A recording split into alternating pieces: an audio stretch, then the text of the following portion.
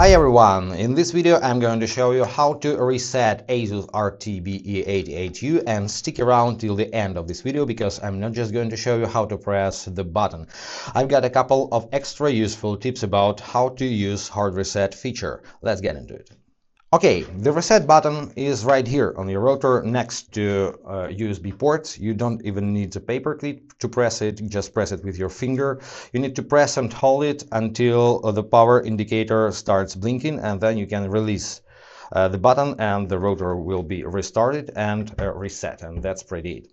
But after hard reset, you will lose all settings in your router and have to set up everything from scratch, which might be frustrating, especially if you have a lot of settings like parental controls, WPM, gaming settings, quality of service, and so on. So to avoid this, you can create a backup of your router and do everything just in one tap.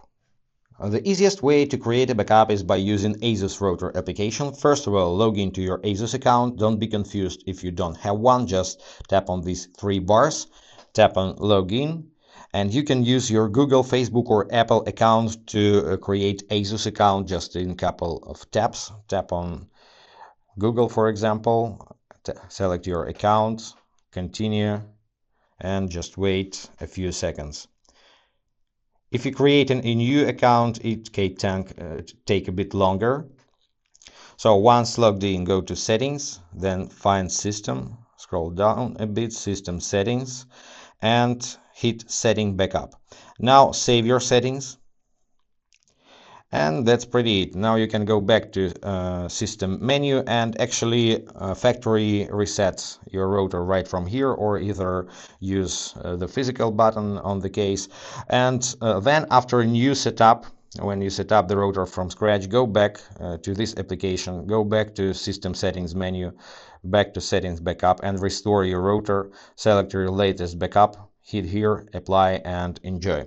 I recommend you to create backup right after you have a successful configuration, right after you've done all your settings and everything works well. Do not wait until something went wrong and you need a hard reset.